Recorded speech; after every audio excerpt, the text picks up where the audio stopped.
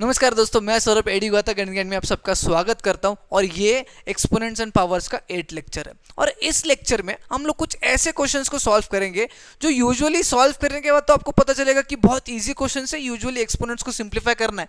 But जब ये questions आप पढ़ोगे तो आप कंफ्यूज हो जाएंगे। वाई? बिकॉज क्वेश्चंस को स्टेटमेंट्स के फॉर्म में दिया है। सबसे पहले तो उन स्टेटमेंट्स को डिकोड करना पड़ेगा और डिकोड करने के बाद सिंप्लीफाई करना पड़ेगा with the help of laws of exponents. अब ये डिकोड वगैरह किस तरह से करना है सारा सब कुछ पता चल जाएगा अगर आप इस लेक्चर को लास्ट तक जरूर देखते हो। तो चलिए शुरू करते हैं।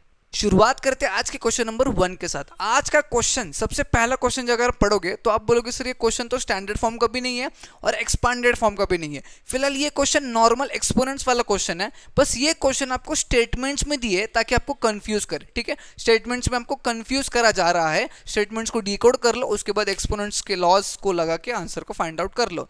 सबसे पहला क्वेश्चन कहता है what should -5⁻² be multiplied with so as to obtain -3⁻1। यानी कि -5⁻² को -5⁻² को किस चीज से मल्टीप्लाई करेंगे तब जाके हमारा आंसर -3⁻1 आएगा।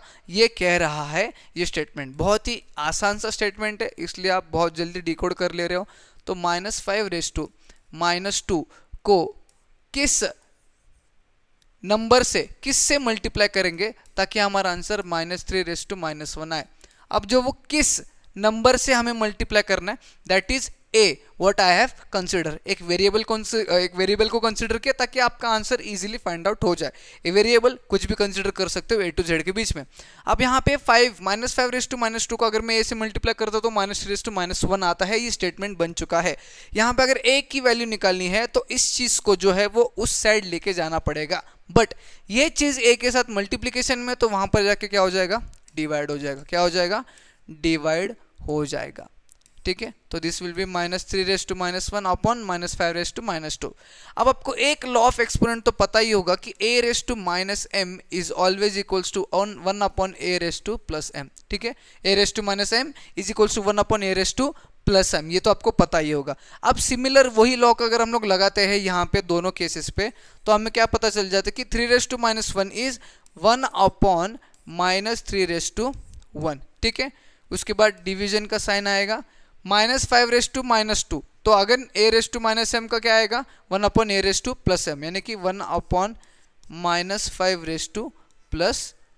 Is that clear for you? Okay, अब डिवीजन का साइन हटाना है तो मल्टीप्लीकेशन का साइन लग सकता है, जिसके लिए मुझे इसका रेसिप्रोकल करना पड़ेगा। That is 1 upon -3⁻1 into 1 upon -5 जो पावर 2 था वो ऊपर आ जाएगा, अपॉन 1 नीचे आ जाएगा। ठीक है, अब this into this and this into this. अब -5 का स्क्वायर इज 25 प्लस 25, तो 25 इंटू 1 हो जाएगा 25 अपॉन -3⁻1 इज -3, तो -3 इंटू 1 इज -3। ठीक है, अब माइनस डिनोमिनेटर में रहता नहीं है तो न्यूमिनेटर में चला जाएगा, जिससे हमें A की वैल्यू, जो वेरिएबल हमने कंसिडर किया था, दैट इज -25/3 आ चुकी है। Is that clear for you? Statement में कुछ भी दिया हो, अगर आप उस चीज को डिकोड कर लेते हो कुछ इस प्रकार से, तो आगे तो आप सिंप्लीफाई उसको कर ही सकते हो। अगले स्टेटमेंट यानी कि अगले क्वेश्चन को ध्यान से पढ़ेगा, क्योंकि क्वेश्चन में आपको कंफ्यूज करा जा रहा है बहुत बुरी तरीके से। अब देखो, by what number should 3⁻7 be divided so as the product is equals to 1/3। अब यहाँ पे क्या बोल रहा है कि 3⁻7 को किस चीज से डिवाइड करना चाहिए जब आपका प्रोडक्ट 1/3 आंसर आएगा। प्रोडक्ट यानी क्या होता है, जब दो नंबर्स को हम लोग मल्टीप्लाई करते हैं। तो यहाँ पे बोल रहा है कि ऐसा कौन सा नंबर को डिवाइड करना है जब प्रोडक्ट उसका 1/3 आता है। कुछ समझ में नहीं आ रहा है, कंफ्यूज हो रहे हैं ना, मैं अभी बताता हूँ। क्वेश्चन कह रहा है कि 3⁻7 को किस चीज से मल्टीप्लाई करोगे जो कि आगे जाके डिवीजन होगा और जिसका आंसर आपका 1/3 आने वाला है। अब यहाँ पे देखो, बोलता है 3⁻7 को किस चीज से डिवाइड करोगे। अब अगर इस चीज को आप मल्टीप्लाई करते हो तो 3⁻7 इंटू 1 इज 3⁻7 अपॉन x, यानी कि x यहाँ पे डिवाइड हो रहा है। और फिलहाल ये दो टर्म अगर देखिए तो दो टर्म का मल्टीप्लीकेशन हो रहा है, यानी कि इनका प्रोडक्ट जो है दैट इज इक्वल्स टू 1/3 आ रहा है। यानी कि इस स्टेटमेंट को डिकोड करने के बाद आपके पास कुछ इस प्रकार का एक्सप्रेशन आने वाला है। ओके, अब 3⁻7 into 1 is 3⁻7 upon x as it is equals to 1/3 again x एक वेरिएबल है, जो नंबर है हमें फाइंड आउट करना है, x की वैल्यू फाइंड आउट करनी है। x यहाँ पे डिवीजन में है, वहां पर जाके वो क्या हो जाएगा, मल्टीप्लीकेशन। 3 यहाँ पे डिवीजन में है, यहाँ पे आके क्या हो जाएगा, मल्टीप्लीकेशन। कोई बात नहीं, तो ये 3 यहाँ पे मल्टीप्लाई कर देंगे, x यहाँ पे मल्टीप्लाई कर देंगे, तो ये हो जाएगा 3⁻7 × 3 is equals to x × 1 is x, यानी कि x की वैल्यू क्या आ गई है हमारी, a to the power m into a to the power n, n is 1, is a to the power m plus n, यानी कि 3 टू द पावर 8। समझ में आ गया। ये चीज़ को अगर आप डिकोड कर लेते हो ना, तो आंसर आपका फटाफट आने वाला है। बट यही चीज़ फाइंड आउट करते करते बच्चे गलतियां करते हैं, इसीलिए मैंने इस टाइप के क्वेश्चंस को भी आज के पार्ट पे इंक्लूड किया है। अब देखो, ये वाला क्वेश्चन भी आपको उसी तरह से कंफ्यूज करेगा जिस तरह से पिछला क्वेश्चन कर रहा था। Question says that by what number should -4⁵ be multiplied so that the quotient is equals to 8 to the power 8, यानी कि यहाँ पे बोल रहे हैं कि -4 टू द पावर 5 को किस चीज से मल्टीप्लाई करना चाहिए जब उसका quotient is 8 to the power 8। अब मल्टीप्लाई करेंगे तो क्वोशिएंट कैसे आएगा सर, क्योंकि क्वेश्चन तो तब आता है जब हम लोग दो नंबर को डिवाइड करते हैं। यही तो क्वेश्चन है। क्वेश्चन आपको बोल रहा है कि -4 टू द पावर 5 को किस चीज से मल्टीप्लाई करोगे जब आपका quotient is 8 to the power 8, यानी कि जब आप इन दो टर्म्स को मल्टीप्लाई करोगे, what you guys will get to know कि -4 to the power into 1 is -4 to the power 5। ठीक है, अब -4 to the power 5 upon x, यानी कि दोनों को क्या हो रहा है, डिवीजन, और डिवीजन होने के बाद आपका क्वोशिएंट क्या आ रहा है आंसर यहाँ पे 8 टू द पावर 8। यहाँ पे आपको x की वैल्यू फाइंड आउट करनी है। अब फिलहाल तो मैं क्या करता हूँ, इनको मल्टीप्लाई कर देता हूँ, तो it will be -4 to the power 5 upon x is equals to 8 to the power 8। ठीक है, x वेरिएबल है जिसकी वैल्यू हमें फाइंड आउट करनी है। अब एक छोटा सा ट्रिक बताता हूं, यहाँ पे x की वैल्यू फाइंड आउट करनी है तो x should be in the numerator. ठीक है, फिलहाल तो डिनोमिनेटर में, डिवीजन में, तो यहाँ पे न्यूमरेटर में अगर लाना है तो वह मल्टीप्लाई करना पड़ेगा, वाई बिकॉज यहाँ पे वो डिवीजन में है। अब अगर x की वैल्यू फाइंड आउट करनी है और यहाँ पे मल्टीप्लाई करना है, तो simply what you guys can do is you can replace the value, यानी कि x को यहाँ डाल दो और 8 टू द पावर 8 को यहाँ ला लो, that is -4 to the power 5 divided by 8 to the power 8 is आपका x का वैल्यू। समझ में आ गया, यानी x इज इक्वल्स टू क्या आ गया आपका, -4 to the power 5 upon 8 to the power 8। क्या ये फाइनल आंसर है? नहीं, फिलहाल तो नहीं। आप इसको सिंप्लीफाई कर सकते हो।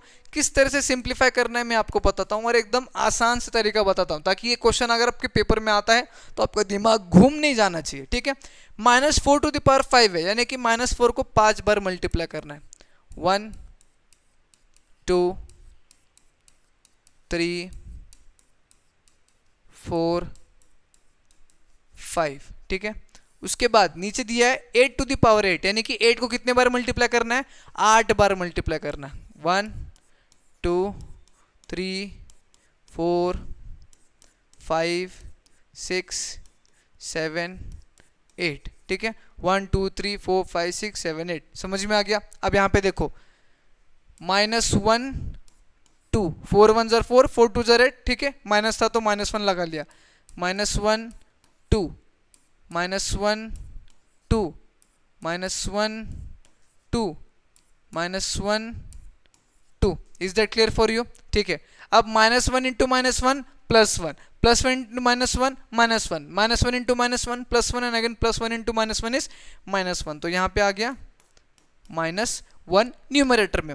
फिलहाल नीचे देखो, 2 2 2 2 2, कितने बार 2 है हमारे पास, 5 बार 2 है, और 3 बार 8 है, और एक 8 को हम लोग क्या 2 टू द पावर 3 लिख सकते हैं? एक बार 8 को हम लोग 2 टू द पावर 3 लिख सकते हैं? लिख सकते हैं, नहीं लिख सकते? जी हाँ सर, लिख सकते हैं। तो ये हो गया आपका 2 टू द पावर 3, ये हो गया आपका 2 टू द पावर 3, और ये हो गया आपका 2 टू द पावर 3, और यहाँ पे ये 2 तो है ही है। कितने 2 हो गए? 1 2 3 4 5, ये 5 हो गए, 3 3 3 3 3 9, 9 + 5 इज 14, यानी कि 2 टू द पावर 14 आपका आंसर है। आंसर इज x की वैल्यू क्या आ गई है, x is equals to -1 upon 2 to the power 14 is आपका आंसर। समझ में आ गया। यहाँ पे हमने क्या किया, बचे हुए 3 8 को 2 के फॉर्म्स में लिखा, ठीक है, 2 टू द पावर 3 लिखा, ठीक है। अब 2 टू द पावर 3 3 बार है तो 2 टू द पावर 9 हो गया, ऐड करेंगे 3 3 3, ठीक है। और बचे हुए ये 5 जब 9 में ऐड करेंगे तो 14 हो जाएगा। तो आपका answer is x is equals to -1/2 to the power 14। समझ में आ गया। क्वेश्चन कंफ्यूज करेगा, पर जब आप इस चीज को डिकोड कर लोगे तो क्वेश्चन आप आराम से सॉल्व कर लोगे। समझ में आ गया। तो आज के पार्ट में बेसिकली हमने 3 ऐसे क्वेश्चंस देखे जो स्टेटमेंट्स के फॉर्म में दिए थे, ठीक है, और उन स्टेटमेंट्स को हमने डिकोड किया, और डिकोड करने के बाद with the help of laws of exponents और थोड़ा सा सिंप्लीफिकेशन हमने फाइनल आंसर फाइंड आउट किया है। अगर आपको आज का पार्ट पसंद आता है, समझ में आता है, तो वीडियो को जरूर एक लाइक कीजिएगा, ज्यादा से ज्यादा बच्चों में शेयर कीजिएगा, नहीं तो चैनल को सब्सक्राइब करके जाइए। हम मिलेंगे न्यू वीडियो में।